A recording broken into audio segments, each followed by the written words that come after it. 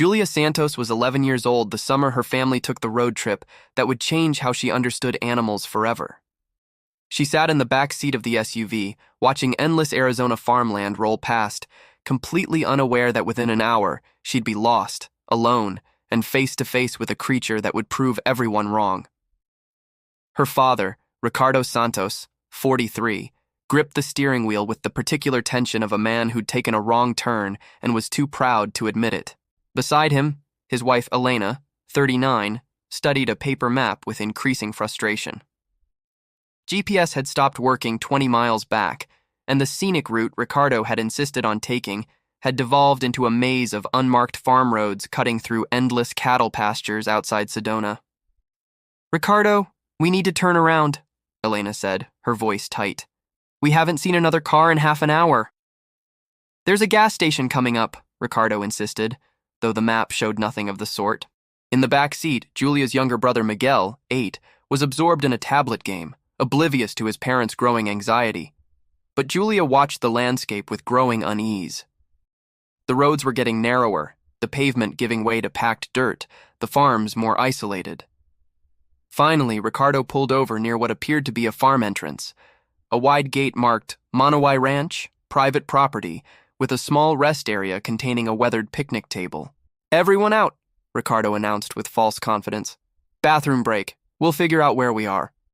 While her parents stood by the truck arguing quietly and Miguel ran circles around the picnic table, Julia wandered toward the fence line.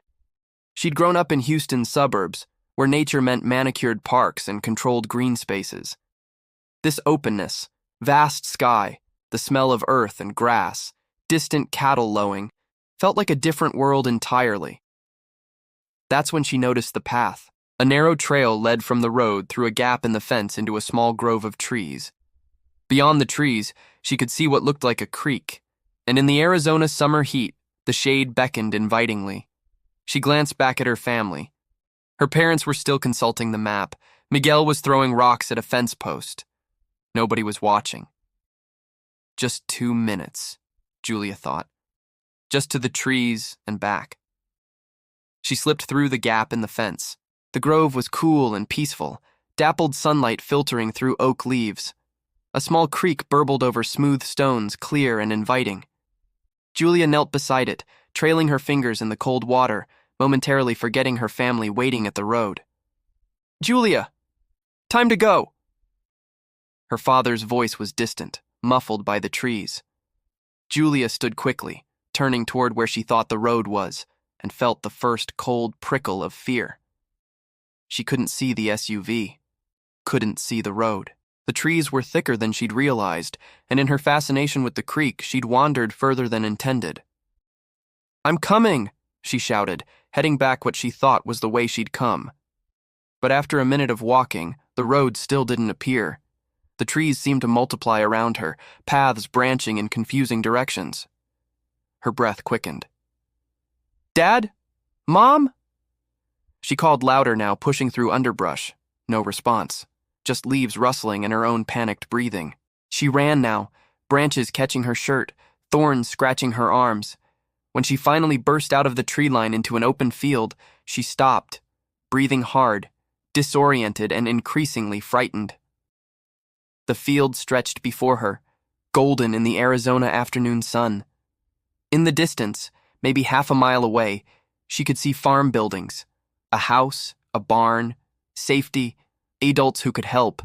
But between Julia and those buildings stood an obstacle she hadn't anticipated. In the center of the field, grazing peacefully, was a bull. Not a cow. Even at 11, Julia knew the difference. This was unmistakably a bull, massive and powerful, with a thick neck, barrel chest, and curved horns that gleamed in the sunlight. He was a Charolais, white and enormous, easily 2,000 pounds of muscle.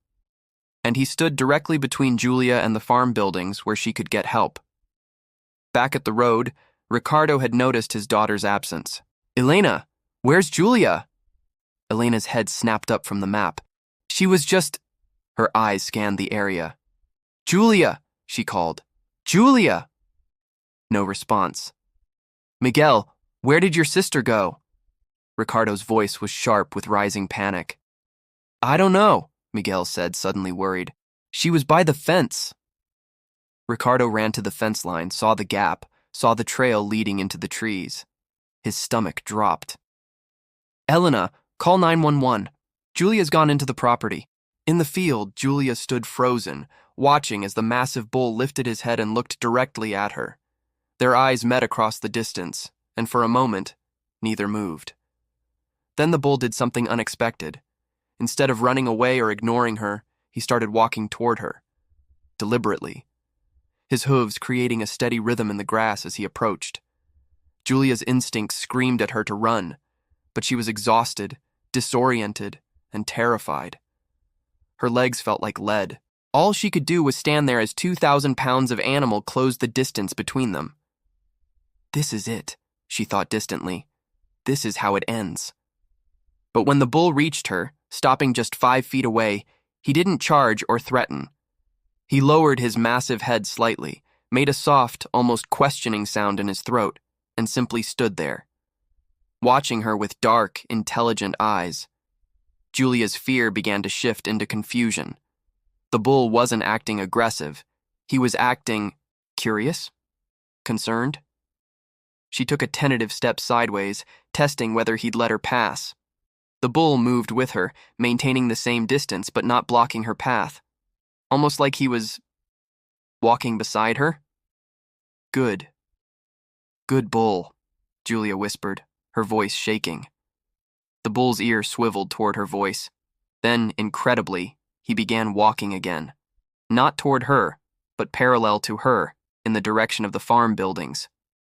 It took Julia a moment to understand. He was showing her the way. What happened next, as Julia followed this massive creature across the Arizona field toward safety, would become the story nobody in her family believed, until they saw the proof with their own eyes. The massive white bull walked with surprising gentleness, his hooves creating a rhythmic sound against the Arizona earth.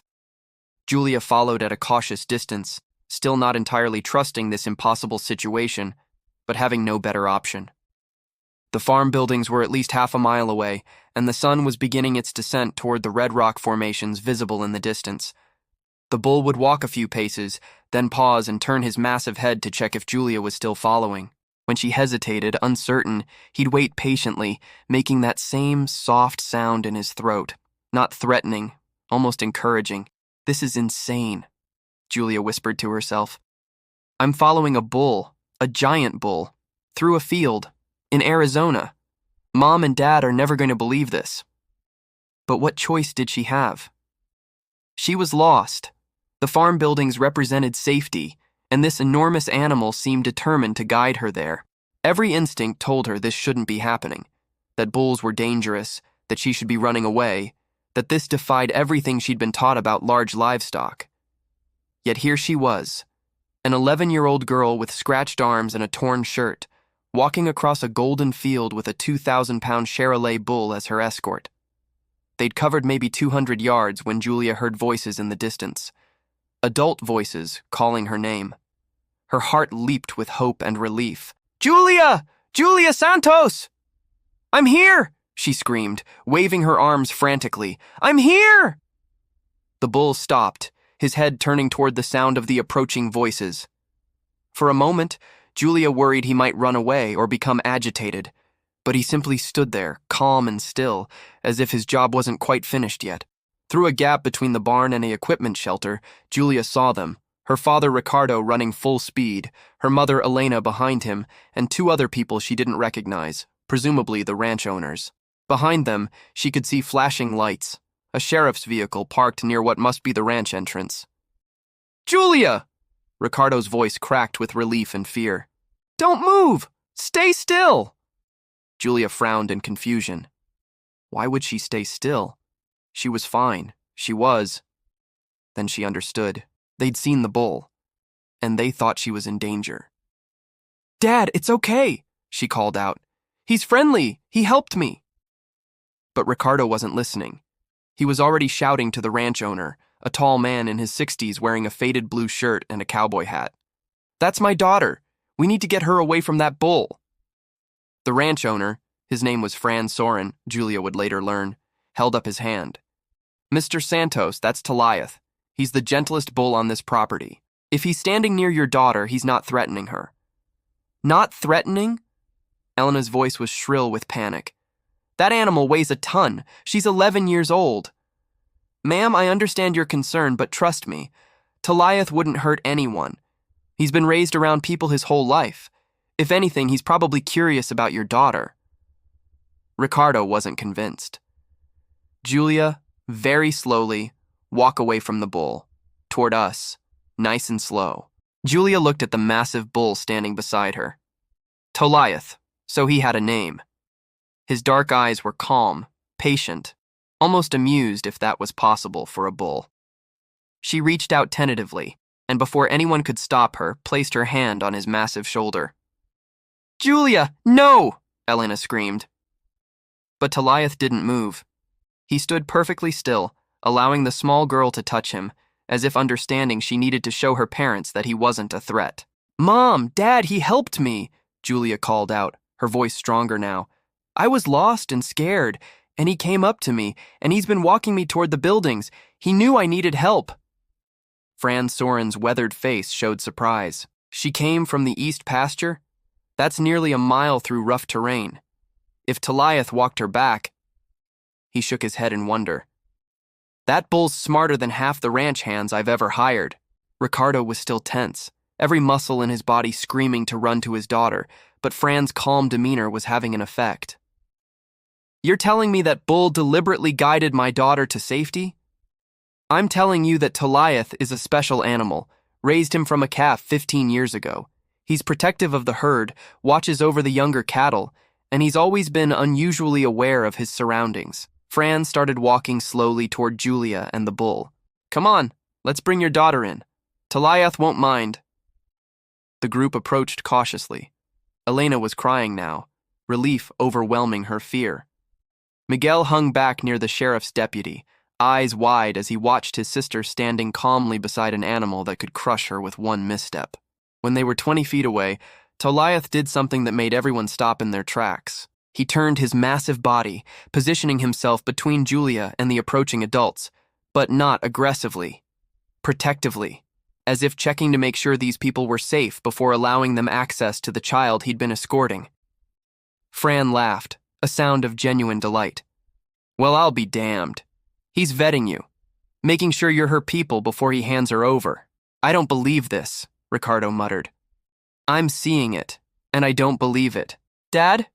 He walked with me the whole way," Julia said, her voice trembling now as the adrenaline began to fade, and the reality of how lost and scared she'd been started to sink in. "I came out of the trees, and I was so scared, and he came over and started walking, and I followed him, and he kept checking to make sure I was okay." Elena couldn't hold back anymore. She pushed past Fran and ran to her daughter, wrapping Julia in a fierce hug. Toliath watched, but didn't move away, his presence calm and steady. Ricardo approached more slowly, his eyes never leaving the massive bull. "Thank you," he said quietly, not sure if he was talking to Fran, to God, or to the animal itself. "Thank you for protecting my daughter." Toliath made that soft sound in his throat again, then slowly turned and began walking back toward the field, his work apparently done. Julia pulled away from her mother's embrace just enough to call out, "Bye, Toliath. Thank you." The bull's ear swiveled back toward her voice, acknowledging. Then he continued his unhurried walk back to his pasture, leaving a group of stunned adults and one exhausted, scratched-up but safe 11-year-old girl standing in the Arizona dust. The sheriff's deputy, who'd been silent throughout the entire encounter, finally spoke.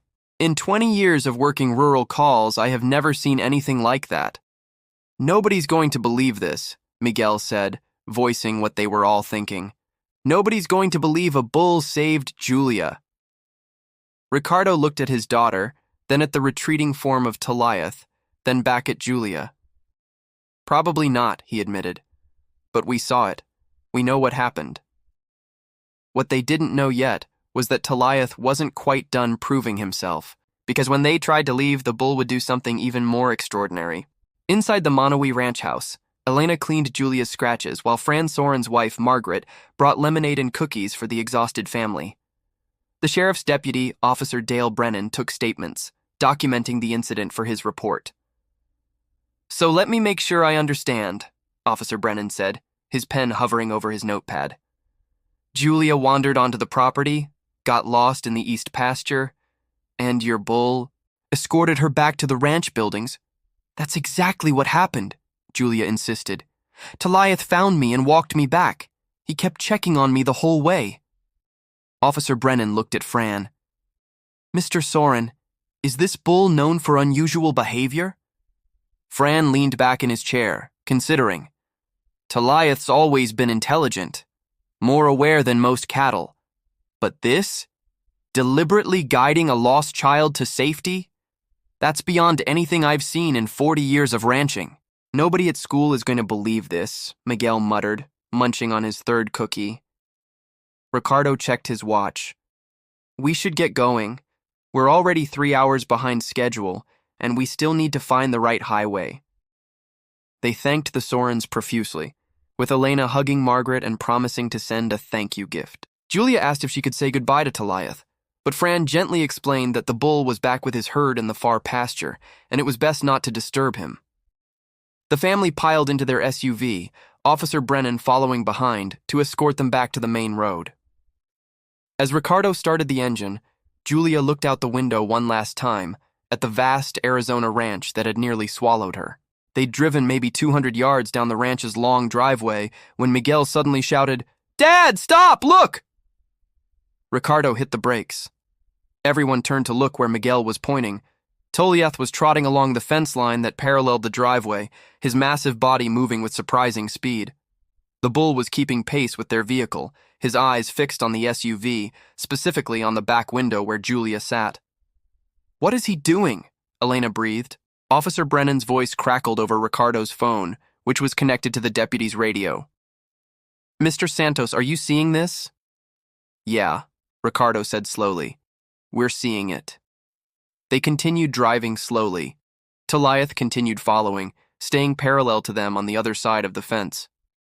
When Ricardo accelerated slightly, the bull picked up his pace. When Ricardo slowed, so did Toliath.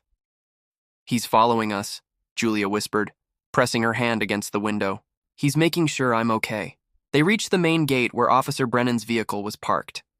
This was where the ranch property ended and the public road began. Surely the bull would stop here. But as Ricardo pulled through the gate onto the dirt road, Toliath did something that made everyone in the vehicle gasp. The bull walked directly to the cattle guard, a metal grate designed specifically to prevent livestock from crossing, and stopped. He stood there, staring at the SUV now on the other side, and made that same soft, concerned sound Julia had heard in the field.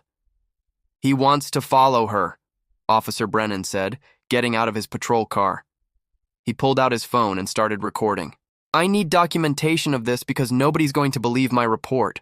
Ricardo slowly drove the SUV back through the gate, parking near the cattle guard.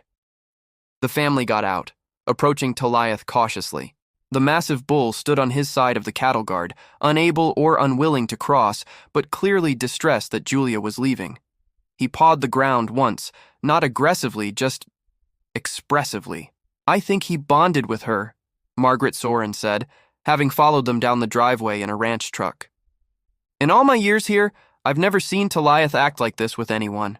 Julia walked closer to the cattle guard, staying on her side but getting as close as she safely could. "It's okay, Toliath," she said softly. "I'm safe now. My family's going to take care of me. You did your job. You saved me."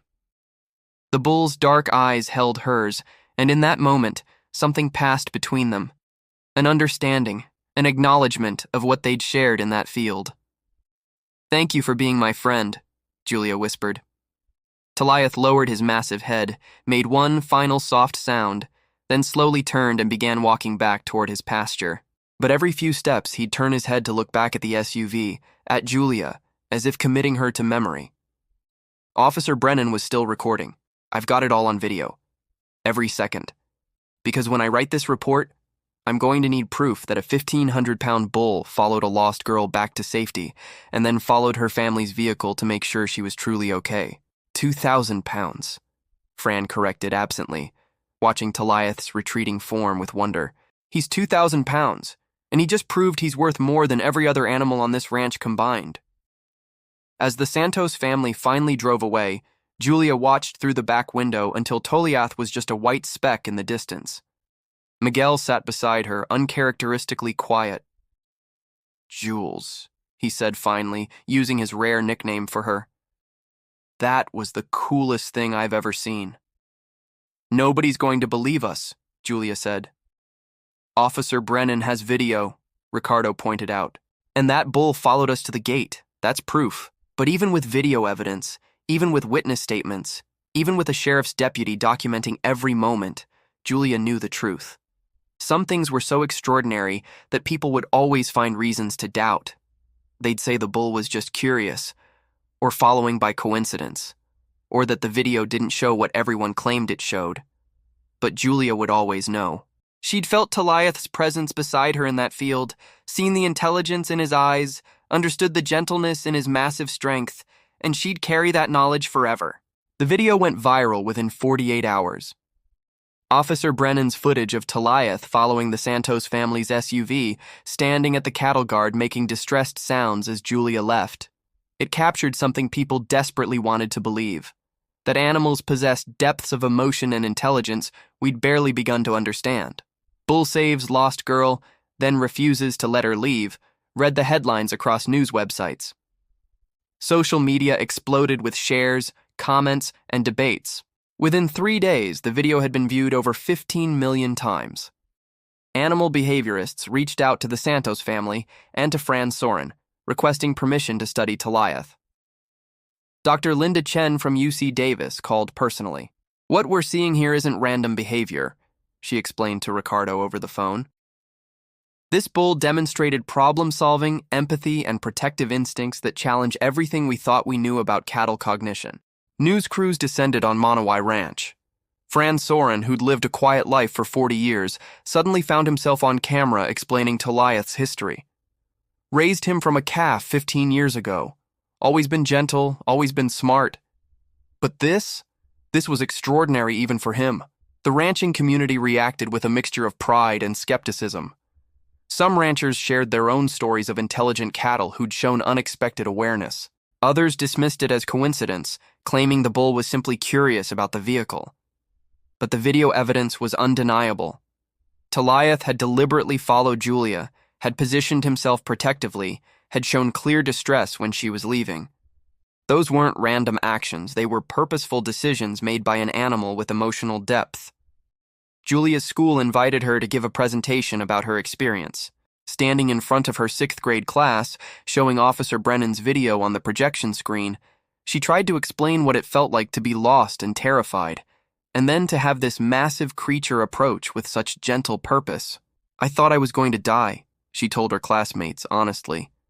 But Toliath didn't see a scared kid he could ignore. He saw someone who needed help, and he helped. That's more than some people would do. The story resonated because it offered hope. Proof that compassion existed beyond human boundaries, that intelligence wasn't limited to species we'd decided were smart, that sometimes the most unlikely heroes were the ones who showed up when it mattered most. Fran Soren received dozens of offers from people wanting to purchase Toliath. Breeding facilities offered 6-figure sums for a bull with such documented intelligence. But Fran's response was always the same. "Toliath's not for sale. He's family. And after what he did for that little girl, he's earned a lifetime home here." 3 weeks after the incident, Elena Santos made a phone call to Monowi Ranch. "Mr. Soren, would it be possible for us to visit? Julia drew a picture for Toliath, and she wants to deliver it personally." Fran's voice warmed over the phone. "Mrs. Santos, we'd be honored. Toliath's been different since that day. Calmer. Almost like he knows he did something important. I think seeing Julia again would be good for both of them."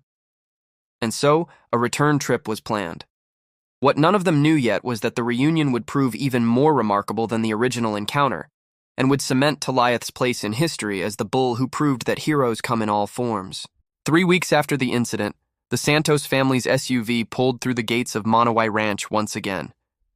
This time, there were no frantic searches, no sheriff's deputies, no panic. just a planned visit to say thank you to an extraordinary bull. Julia sat in the back seat clutching two things: the carefully drawn picture of Toliath she'd spent hours perfecting, and a bag of apples Fran had told her mother were the bull's favorite treat. As they drove up the long driveway toward the ranch house, Elena noticed something. "Ricardo, look." In the near pasture, Toliath stood at the fence line, his massive white body unmistakable against the Arizona landscape. His head was raised, ears forward, watching the approaching vehicle with clear recognition. "He knows," Julia whispered. "He knows it's us." They parked near the house where Fran and Margaret Soren waited on the porch. But before anyone could exchange greetings, Toliath began walking deliberately along the fence line, following the SUV's path, positioning himself as close to the vehicle as the fence would allow. "I'll be damned," Fran said quietly. "He remembers.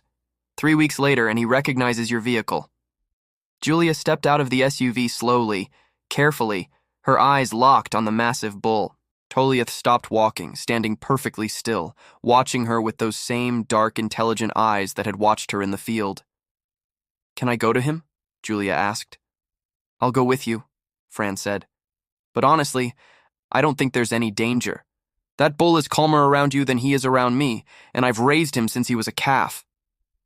They walked to the fence together, Julia, her parents, Miguel, and Fran. Toliath remained motionless, waiting as they approached. When Julia was 10 feet away, the bull made that same soft sound she remembered from the field. Not threatening, welcoming. Julia stepped closer to the fence, holding up the drawing she'd made. "Hi, Toliath. I brought you something. I know you can't understand it, but I drew your picture, so I'd never forget you." She carefully placed the framed drawing against a fence post where Fran could retrieve it later. Then she pulled an apple from the bag. "Mr. Soren said you like apples." She held it through the fence rails, her hand trembling slightly. Toliath lowered his massive head, his movements slow and deliberate, and gently took the apple from her palm. His lips were surprisingly soft, careful not to accidentally hurt the small hand offering the treat. "Good boy," Julia whispered. "You're such a good boy, Toliath." The bull chewed the apple, then stepped closer to the fence, close enough that Julia could reach through and touch his face. When her small hand made contact with his white coat, Toliath closed his eyes briefly, accepting the affection with what could only be described as contentment. Ricardo pulled out his phone, recording the moment. But unlike the viral video that had brought them fame, this footage would stay private, a family memory of the day his daughter reunited with the bull who'd saved her life. Miguel, who'd been quiet throughout, finally spoke. "Julia, can I give him an apple too?" "Sure," Julia said, handing her brother a piece of fruit. Miguel approached nervously, extending the apple through the fence. Toliath took it with the same gentle care he'd shown Julia, and Miguel's face broke into a huge smile. "He's so gentle. How come everyone thinks bulls are mean?" "Because most people don't take time to know them," Fran answered. "They see the size and the power and assume danger. But Toliath here, he's proof that animals are individuals, each one different, each one capable of things we don't expect." They stayed for an hour, Julia talking to Toliath, feeding him apples, simply being present with the creature who'd refused to let her stay lost.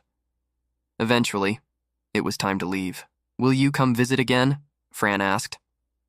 "Can we?" Julia's eyes lit up. "Anytime you want," Margaret assured her. "Toliath would love it, and so would we."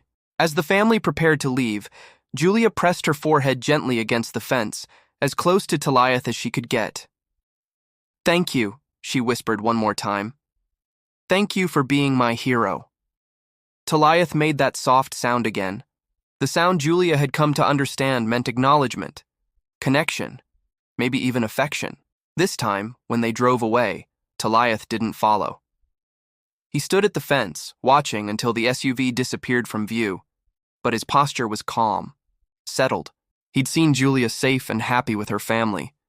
His purpose had been fulfilled.